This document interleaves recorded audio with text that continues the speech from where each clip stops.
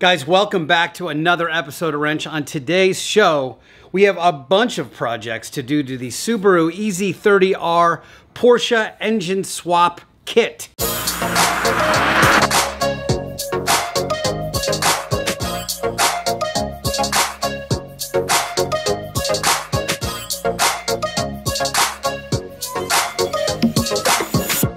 So as many of you know, for the last year or so, I've been developing a Porsche engine swap kit for vintage 911s and 912s using the Subaru EZ30R flat 6 motor. It is essentially a 911 SC 3.0 motor with VTEC. And a lot of the challenges are getting the right kind of cooling. Obviously, we're going from an air-cooled car to a water-cooled car. And then refurbishing the engine, making sure it all fits beautifully and looking factory kind of period correct is one of my main priorities. And I also want it to be really, really easy to install for the consumer that receives this in a big crate. But one of the things I really want to do is make sure that when the box is opened, the engine looks spectacular. Now, these engines have around 50,000 miles on them when they are imported from Japan. As you can see, they look literally brand new once you take the timing cover off. So what I want to do is make the outside look as good as the inside. So in addition to obviously changing the plugs and coils and things like that, I have now Cerakoted all of the different parts of the engine, including the huge front timing cover, the custom Subaru to Porsche headers, the fuel injection covers, and this piece, which is the coolant crossover tube that I've also welded a -6 bung on the end so I can attach it to the coolant overflow tank. So on today's show, we're gonna not only bolt all of that stuff on the engine, but I'm gonna need to make a couple of jigs so that I can reproduce exactly how the headers are made for all of the different production cars we are building right now. So all that being said, let's get into it.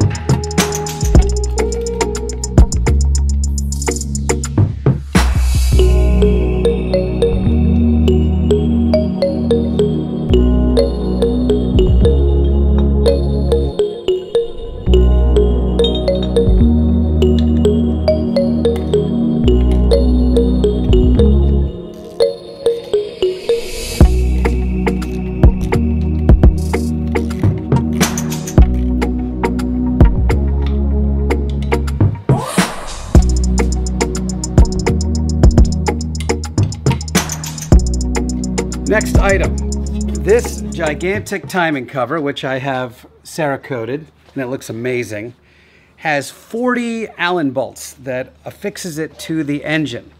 And to do it, you've got to use RTV, which is essentially gasket material, and then you've got to torque the bolts down in a certain sequence.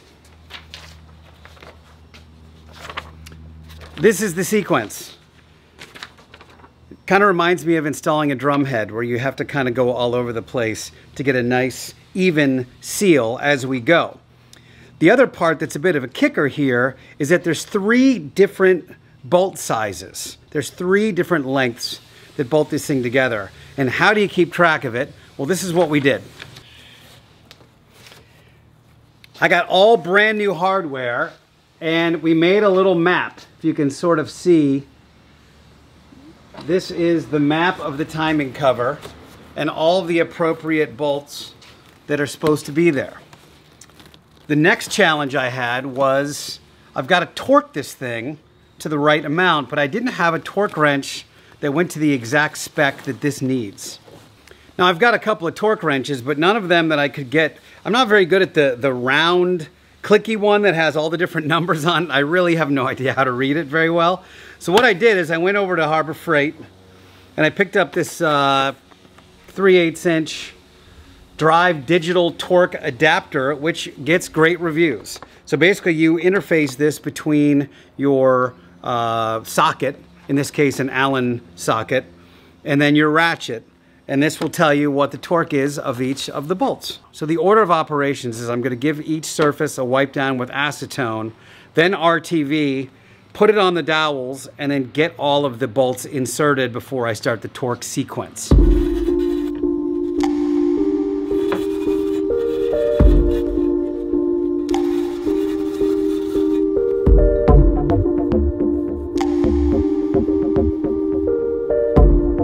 So in very typical project fashion, things popped up out of my control.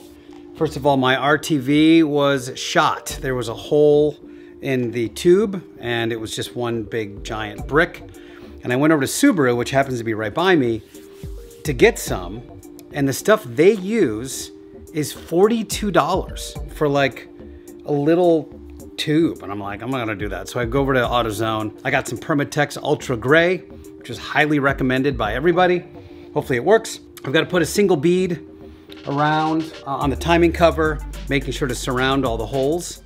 And then I'll push it in and tighten it down a little bit, get all the bolts in, and then I'll torque it down, they say, in the next hour. So let it kind of dry for an hour and then torque it down. The other thing that happened is that my new digital torque wrench thing doesn't actually go low enough for this. I need 4.7 foot-pounds of torque, and this thing starts at 5.6 or something like that. So these might all just be 5.6. Anyway, getting ready to do this now. I haven't done it before, so I suppose if it leaks after I've done it, then I didn't do it right. I'm not entirely sure how quickly you have to install this, but I think it's pretty quick. Anyway, here's the Ultra Gray.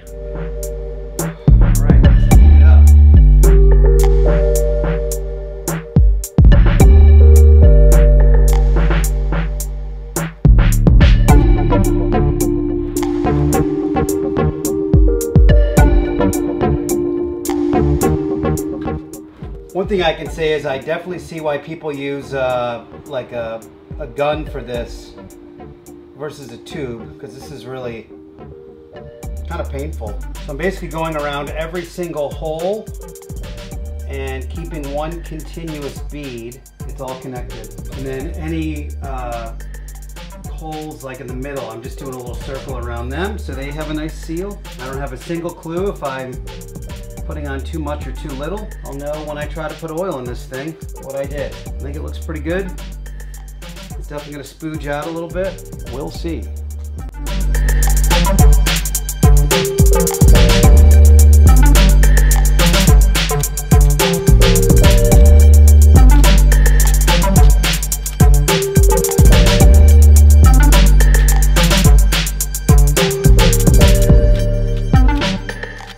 It's mostly snugged up now, so now I'm just making sure all the bolts are in before I start the torque sequence. While the timing cover is drying, I've got another project that I've been thinking about that I'm very excited about. This is the EZ30R / Porsche header. This facilitates the use of a factory Porsche exhaust to bolt to the EZ30R motor. So these are headers that I've had done. And then this is the Porsche flange with the correct kind of adapter pipe in between. So what I want to do here is I need to make a jig so that I can recreate these things at will. So these are Cerakoted, they are beautiful, they are ready to bolt onto this engine for its final time. But before I do that, I need to make a jig so I can recreate these precisely every single time. And what that involves is, basically I'm gonna bolt these headers to my welding table. Then I need to make a bracket that will mount this exhaust flange and bolts through the table so that whenever I need to make these, I can bolt these raw headers to my table, bolt the exhaust flange onto this bracket that I have to make, and then just fabricate this in-between pipe weld it all together, and then these will be precise and ready to go, sandblasted, Cerakoted, bolted on the engine. So I don't have a fancy jig welding table, but I do have a table that's made of steel. So what I'm going to do is I'm going to line these bad boys up with some hopefully precise bolt holes and make sure this thing can't really move in its spot, and then I'll make the brackets for the flanges. However, I think I'll go this way. I don't want to ruin these, so I'm actually going to use the other ones here just to make a template base so I can drill the holes and then mount this thing and then mount my brackets.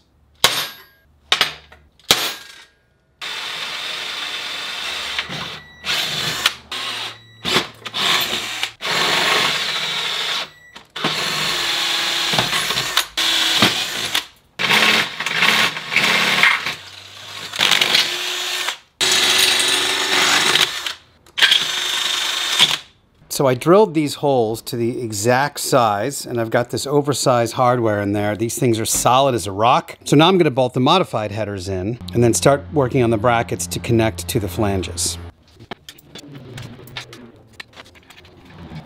All right, I'm in the middle of the torque sequence here. I'm on number 11.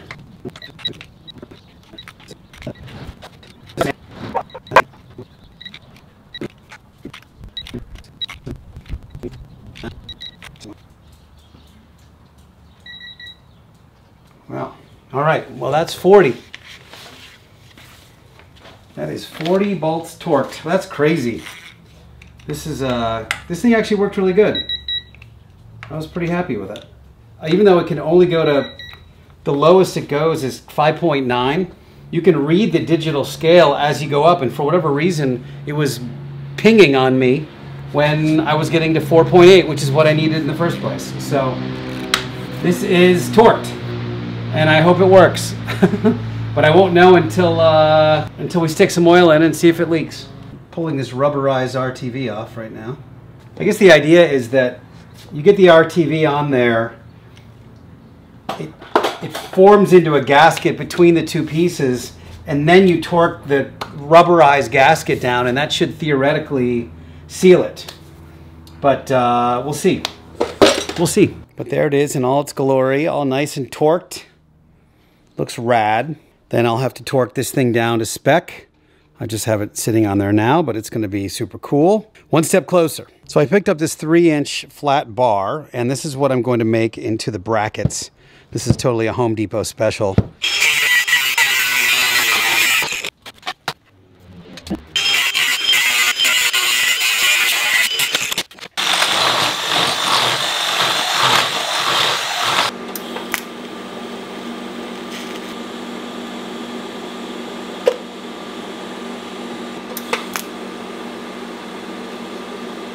Okay, so to get to this point has taken many hours. I know it seems like it's relatively easy. I'm just drilling two holes and putting a bracket up, but getting these things precise is so important. Making sure that this thing is mounted correctly and that the holes I drill are exactly as big as the bolts, so there's not any wiggle room and they are exactly where they're supposed to be. It takes a while. So I'm here at my TIG table. I'm going to do my best to run a nice TIG bead here. You know, I'm always trying to practice my TIG welding, and hopefully I'll get there. Right now the machine feels like it's right, so it's really just up to me to be consistent and lay a nice bead down. But I've got everything completely bolted down. It's super secure.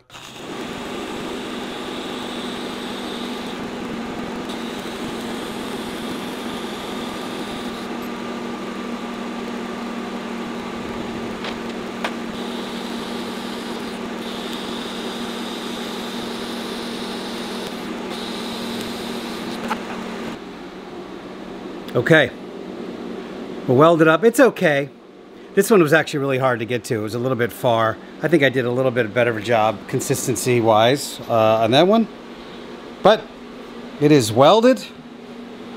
Feeling pretty good about all of it. Like I said, I may throw a couple of beads on the other side, but I think this is a good setup. I've now got a sweet setup for my jig, and I'm ready to weld these things up as soon as my flanges come in. Now, it would be a big mistake to unbolt this stuff right now while it's so hot. So I'm gonna let this cool naturally overnight. That way it won't warp. All right, next day, these are obviously nice and cool and solid as rock. So now I can finally unbolt them and bolt them on the engine. One thing I will do really quick is just do a quick little outline just to remind myself that this is indeed the jig for the headers and which holes go to which. Okay, back a couple days later, I had to wait for a bunch of parts to come in. And one of the things that happens because of these reversed headers is that you have to delete this monstrosity. And what this is sort of an inline oil cooler for Subarus. So it kind of pops in here, and there's not enough room for the headers to do header things. So you got to delete this. And it's not really necessary anyway. I'm not going to need it. But what you do instead is you grab one of these bad boys. This is a Subaru factory part, and it is a genuine oil pump union. And basically it's a male to male, and you insert it in the spot where this oil cooler was. Good to go there. Give it a little tighten, and then it becomes a threaded boss for the filters. And since I have so many of these engines to do, I've got a whole 6-pack of factory Subaru filters, and they look like that. So this thing fits perfectly in that little union. They even come with a bunch of washers, six washers for your viewing pleasure. I can actually have a nice Subaru factory oil filter where that whole contraption was, and we are good to go. Next thing I had to do is order some good metal gaskets for the headers. I got all this stuff from eBay. They were like 35 bucks, I think. I have them now for all the builds, so they are good to go. They go into the new piles to be put on these engines.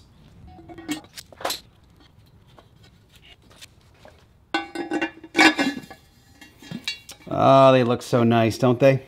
I love this Darth Vader matte black thing I've got going on here. All right, the headers are a little bit loose still, which is on purpose because I have to mount the exhaust. I've got lovely copper gaskets, and I've got one of the more gorgeous twin tip Porsche exhausts.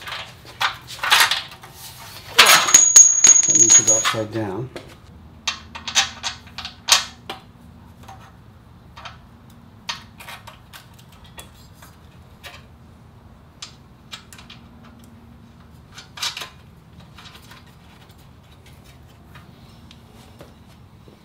Nice new hardware.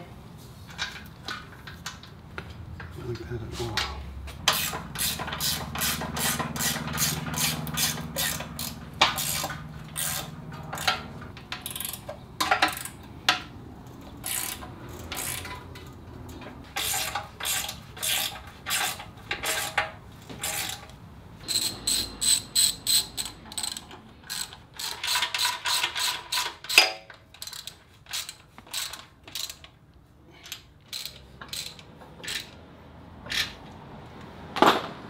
All right, header and mufflers on. Looks so sick. So last few things I need to do on the underside of the motor. So these are like 2 inlets into this kind of thermostat area. I can actually find an interface on this that has a -20 AN fitting. I don't know if I can pull it off, to be honest, because I think this thing needs a hard 90 degree. And I can hook a big tube up to it, obviously on that side. But these 2 guys, basically you can wriggle them around and pull them. So what I need to do is I need to pull one of them and plug it. And that one basically just gets, like I said, a plug, and then it's good to go. The other one acts as the drain for the coolant tank. So I've got a line that will come along here and then wrap down and plug into here. And that's where that coolant overflow tank will eventually fill to. So that's what's going to happen on this end. I will pull this and weld a dash 6 bung onto it, and then I will just probably do like a cold plug, or I don't know, something on this side. I actually ended up using this on the Blasphemy build, but I'm not going to use it for this one. And that should wrap up that end. And then on this side, this is just another coolant outlet port right here. And all I do for this one is just hook a little piece of tube to it and put a bolt in and clamp it. And that just basically blanks that one off. And that is good to go as well.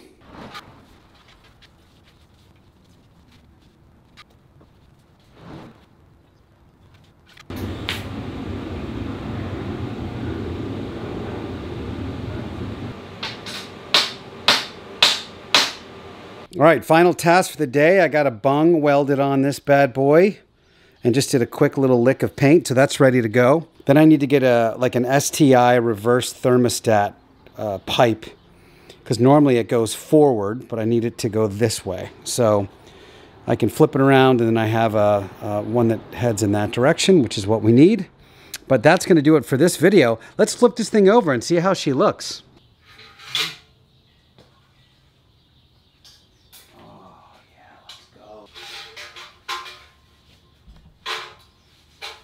All right, look how awesome that looks. This thing is just looking beautiful. Again, if you have a vintage Porsche and you don't want, 120 horsepower, here's the URL. If you want to check this setup out, you pretty much just need to supply your own muffler, and everything else comes with the kit to install this in your 911 shell. You need a transmission, obviously, but yeah, pretty dope. People, pretty darn cool. Well, I gotta be honest, it's thrilling to see this thing like bolted together for the final time. I've spent so many years engineering this, and now to see it all come to fruition and everything fits and everything looks beautiful, it's just a really satisfying feeling. Obviously a few more things for this engine to be fired up, but I keep getting closer and closer, and it is very exciting. Thank you guys, as always, for coming along on this ride with me. If you haven't already, please like and subscribe and comment and do all the things, as I'm just a teeny little fledgling YouTube channel. You guys keep on rocking. Thanks for being here. See you next time.